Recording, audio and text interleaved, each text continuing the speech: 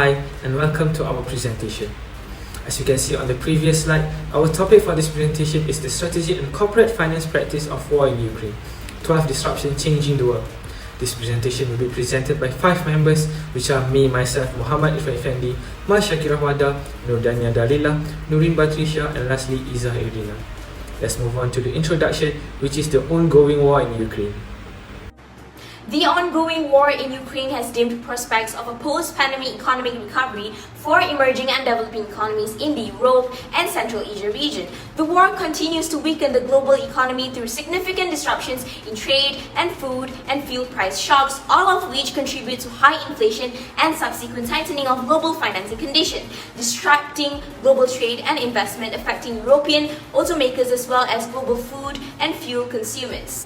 Because of the war, the possibility of a food crisis is also a cause for concern. Wheat and other grain prices have already skyrocketed. As illustrated in the article, many countries rely heavily on wheat imports, including those from Russia and Ukraine. So these nations are primarily found in Central and Western Asia, as well as the Middle East and North Africa, countries with medium to high reliance on natural gas imports for heating industry or electricity, as well as countries with close ties to EU energy markets will be hit hardest.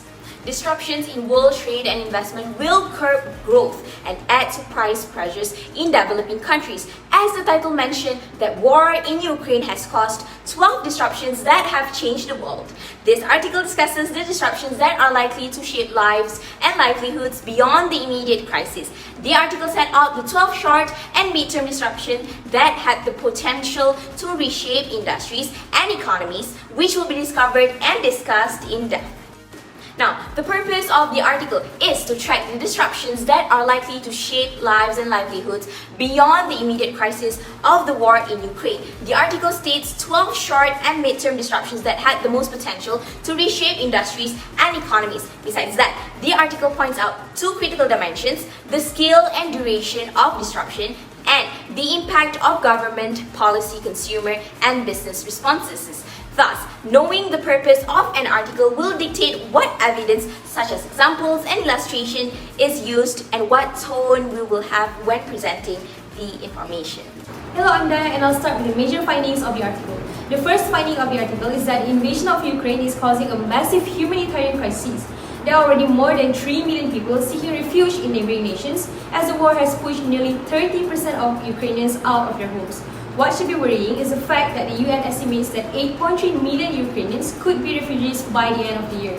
Not only that, Ukrainian refugees have considerably increased the population of host countries. For instance, Poland, where a large Ukrainian expatriate community already lives, has welcomed the most refugees, about 3 million, in which it is equivalent to 8% gain in the country's population. The UN's Regional Refugee Response Plan has prepared the countries to overcome this matter as an international humanitarian aid program for guidance. As a conclusion, it will be a big task for the world community to give aid, shelter, and host these unfortunate refugees. Next, the article found and has stated that the vulnerable will suffer the most. This is because the war has sent prices of essentials to increase tremendously. Vulnerable populations are very likely to become refugees, and it will be hardest for them to bear the increasing cost of food and fuel for the sake of surviving. The invasion of Ukraine has caused a spike in natural gas and oil prices, which have pushed heating bills higher. At the same time, the cost of transportation too is moving higher as fuel becomes more expensive. These countries are also susceptible to other potential impacts of the war, including a slowdown in global trade, depreciation in currency, and challenges in sustaining their debt loads. As a result of people spending more on essentials, especially food, many European households could fall into poverty. Besides that, the article also mentioned that the energy policy is rotating towards secure access and source diversification. The role of Russian oil and natural gas globally brings into focus the importance of access to energy. Over several decades, Europe has come to depend heavily on Russian energy sources, in which they are coal, crude oil, fuel oil, and especially natural gas. Meanwhile, Germany and Italy are particularly dependent on Russian energy supplies. Hypothetically, European countries can act in the short term to lower their demand, for example by reducing heating in buildings and lighting in cities, and reducing gas use in power generation. However, gas will remain an important source, and nuclear and coal may become larger components of the fuel mix to secure supply, particularly to replace potential shortages of gas. The effort of lowering the demand relies heavily on how much LNG can be imported and tolerance of households and employees for reduced heating. It is not impossible, anyhow it will be difficult to maintain the demand low until it is stable again. Other than that, the war in Ukraine has disrupted the global food production system. The concentration of wheat, fertilizer and related production in Russia and Ukraine will strain food supplies globally. The two countries produce roughly a third of the world's ammonia and potassium exports, essential ingredients in fertilizer, and they are the breadbasket for much of the world, supplying global export of wheat and barley, sunflower seed oil and corn. After the invasion, price for fertilizer and several food commodities rise by 20 to 50%. As the exhibit in the article shows, many countries rely heavily on wheat for their national diet, including imports from Russia and Ukraine. Not only that, the UN's World Food Programme will also be affected, as the Russia and Ukraine contribute close to 20% of the total food commodities it procured in 2020. According to the UN latest estimate, 30 to 40% of the autumn 2022 harvest in Ukraine is at risk, as farmers have been unable to plant. Despite it all, the governments are pursuing a range of options, including programs to direct more supplies to the most affected countries, level to boost regional production, subsidize to consumers, and lastly is price control. As an addition, it has also caused the race for critical materials, equipment and commodities to intensify. Industrial materials of all kinds were in demand, even before February 2022. After the war, it has hastened price rises of dozens of commodities that Russia and Ukraine export. For example, coal, steel and nickel. The two countries' combined shares of this market range roughly from 10 to 50%. As these materials are critical in many industries, automakers are particularly concerned as they are looking at spot price increase to 50 to 25% due to price increases in key materials such as aluminium, copper and steel. As a result of the price rising, many countries are struggling in the industry that needs this material, especially metals used in automaking, and buyers and sellers are desperately seeking for a new global balance. Furthermore, a new age of supply chain management has arrived. From optimizing just-in-time delivery, supply chain managers now shift their focus to preparing for just-in-case instead. In a survey by McKinsey in June 2021, about 60% of managers said they had increased inventories of critical products. 80% of respondents said that as of March 2020, they have implemented dual sourcing, up to 55% a few months ago. Dual sourcing is set to become more important in light of the war. Russian export represents about 2% of the $19 trillion in annual global trade, but a much higher portion of some key commodities, base metal and energy sources, fats and oil, cereals and wood products, among others. Finding new resources of raw materials will be particularly difficult for industries whose supplies are currently concentrated. Next, mentioned in the article, global technology standards are more likely to separate. Even before the war, several other countries have cordoned off a wide range of content service and taken steps to promote the technology standards they favor. But the invasion of Ukraine have pried this division wider. To promote security interests and foreign policy objectives, government have increased the use of geo-economic tools such as sanctions, direct state support to strategic industries, and export control over sensitive equipment, software and technology. Moreover, Russia has essentially been excluded from a significant portion of the global high-tech value chain. About 80% of Western tech companies have exited Russia or are scaling back. Meanwhile, more than 60% of big tech companies from other parts of the world are staying on the course. As a result, a splintered set of tech standards and policies means more expensive service for consumers and lower productivity growth globally. The article states that financial systems effects are unpredictable. The disruption of sanctioned financial flows has the potential to ripple through the banking system and financial markets, with significant repercussions for affected bond holders, lenders, aircraft lessors, derivative counterparties, and investors. European banks may be among the most exposed, with about $75 billion of assets in risk in Russia. However, financial institutions globally are strongly capitalized and fundamentally prepared to absorb losses. The war is aggravating financial system risks that first showed up in 2021, such as inflation-led recession, expanded borrowing by emerging market countries, often denominated in dollars, yet a deflating bubble in China's property sector, gridlock in the payment system, and rising risk of default in the credit held by the shadow banking sector. All represent threats to asset prices to which banks and other participants in the financial system are variously exposed. Furthermore, defense spending is rising. The show of unity and economic sanction by NATO countries, the European Union and other European countries could drive a greater focus on defense resilience. To date, 15 NATO countries and Sweden have announced increased defense spending following the invasions of Ukraine, and 5 including Denmark, Germany, Italy, Spain, and Sweden will breach the 2% target set at the 2014 NATO summit in Wales. McKinsey analysis suggests that the increased spending in many countries will likely to go to equipment, as many weapons programs have been scaled back and are running behind. If that happens, countries will have to choose between immediate or long-term investment. If they elect to spend the money now, they will likely to buy off-the-shelf equipment from current defense suppliers. This leads to companies that must contend with a supply chain disruption that will be made by rapid scale-up and with potential shortage of materials. Meanwhile, if they take the long-term approach, they might invest in R&D project and build the domestic defense industry. Next, as mentioned in the article, cyber is a stage for conflict. Cyber attacks continue to disrupt societies globally by targeting critical infrastructure. Most concerning, it is shift from ransomware and extortion to direct destruction. On average, 10 significant cyber attacks are recorded every month by the Center for Strategic and International Studies. On February 24, 2022, the day of the invasions, Viasat's internet service was disrupted across Europe for several hours, affecting 30,000 customers, including Ukrainian military communication. Since then, Ukrainian power systems and telecom networks have been taken offline for several hours, and other Ukrainian government organizations have been hacked. Attackers have also targeted the public websites of several Russian government ministries. Next, corporate actors are taking a step. This war has galvanized a strong global response against the invasions. Many corporations and other non-state entities have restricted their activities beyond the formal requirements of sanctions to distance themselves from Russia and its action. Of the 2081 Fortune 500 companies that were present in Russia before the war, close to 70% have either scaled back or exited their Russian operations since the start of the war. Almost 85% of companies headquartered in Europe, the United Kingdom, or the United States have left or scaled back, against only 40% of those based in other regions. Core management choices are being shaped by a broad set of stakeholders beyond investors, including employees and customers. Lately, the war has increased economic volatility. The US Volatility Index and the Economic Policy Uncertainty Index have both risen over time. This war may prove to be different, however, because of its effects on energy. Volatility in energy sources and prices can produce dramatic effects throughout the global economy. On another measure, according to a McKinsey Global Survey of Executive Sentiment, the war has introduced considerable volatility in the risk that business leaders see to economic growth. Hi, I'm Iza, and now I will continue with the next question, which is, does the author provide adequate argumentation and evidence? So, in this article, the author has provided numerous adequate arguments and evidence such as data, graph, percentage, and clear elaboration. However, we believe that there is room for improvement in the current situation of the Russia-Ukraine war. I will be explaining some evidence that should be included in the article.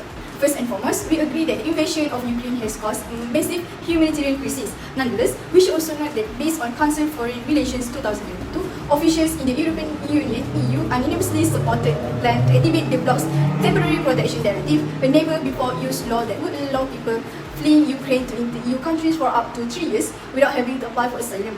Besides that, the United Nations has also played an important role in responding to the humanitarian crisis, with Secretary General Antonio Guterres appointing a crisis coordinator for Ukraine and announcing $20 million in aid from the UN Central Emergency Response Fund.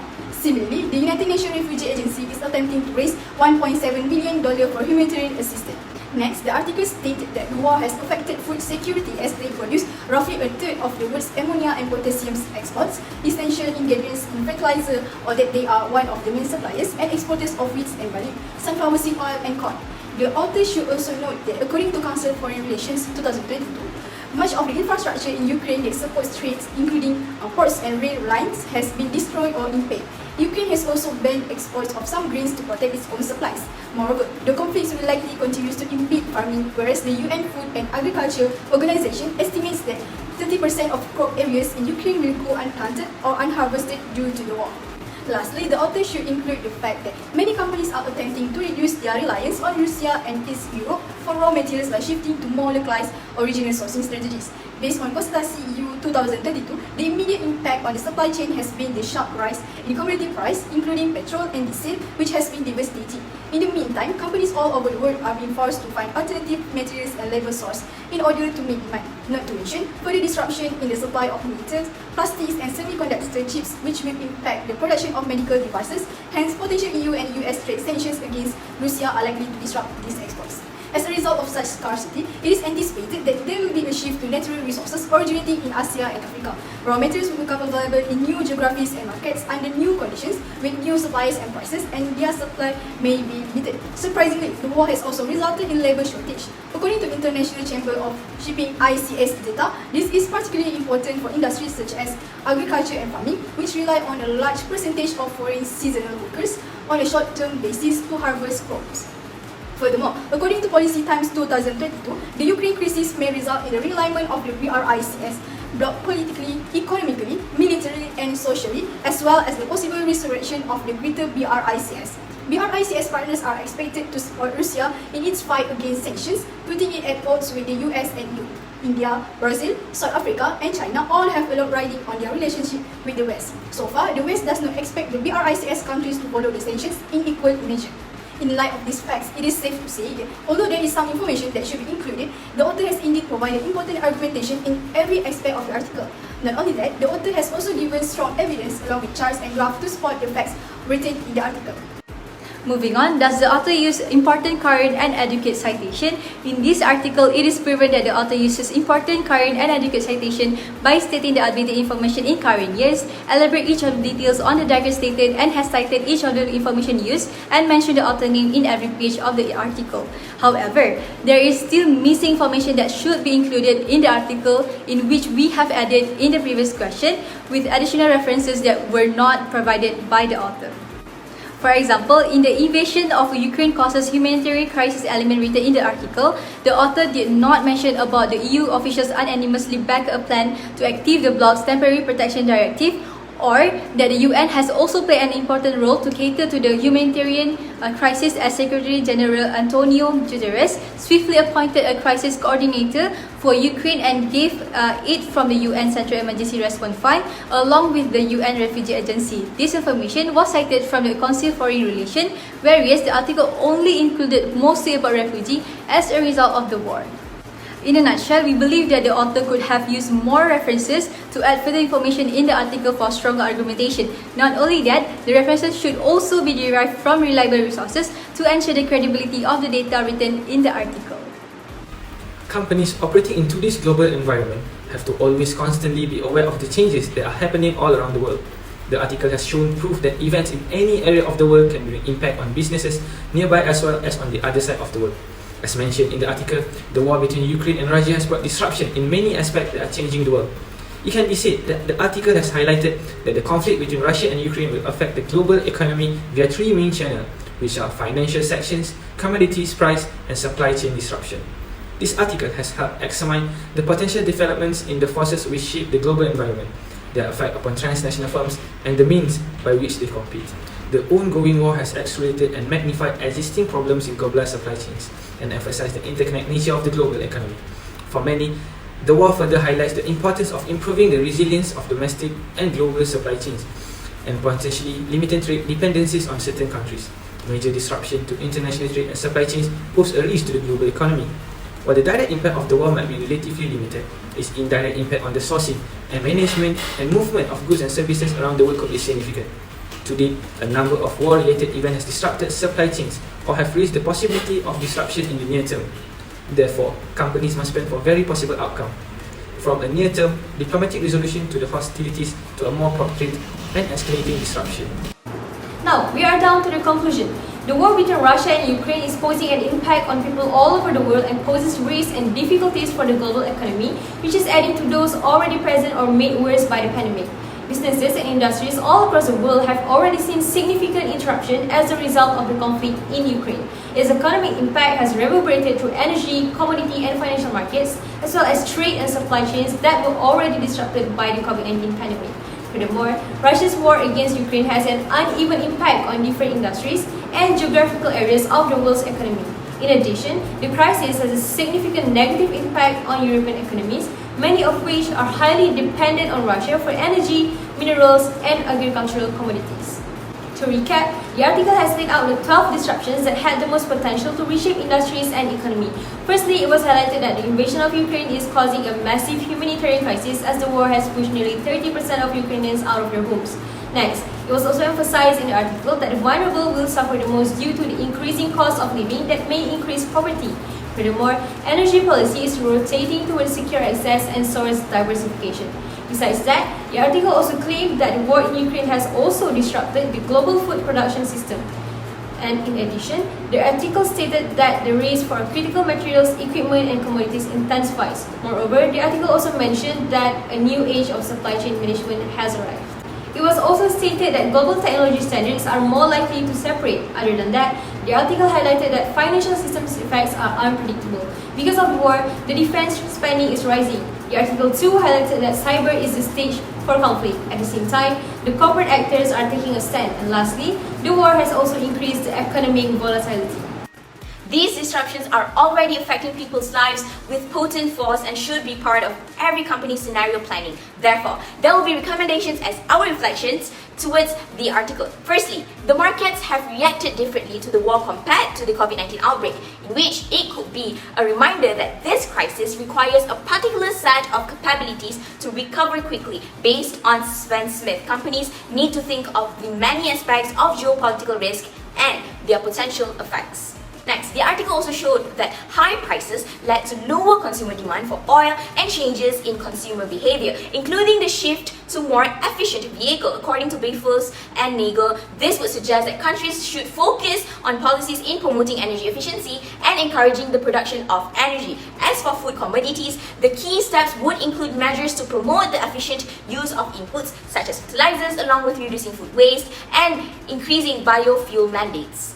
And last but not least, this Ukraine-Russia crisis will have a significant impact that requires a more fundamental supply chain reinvention around security of supply, energy transition and the labor market, and a different level of agility to address the emerging economic landscape. Resilience requires real end-to-end visibility aided by control towers across the extended supply chain. So, to prepare for unknown risk, companies must move from just-in-time to just-in-case approach, diversifying supply bases, planning alternative freight routes, making distribution centers flexible, and building inventory.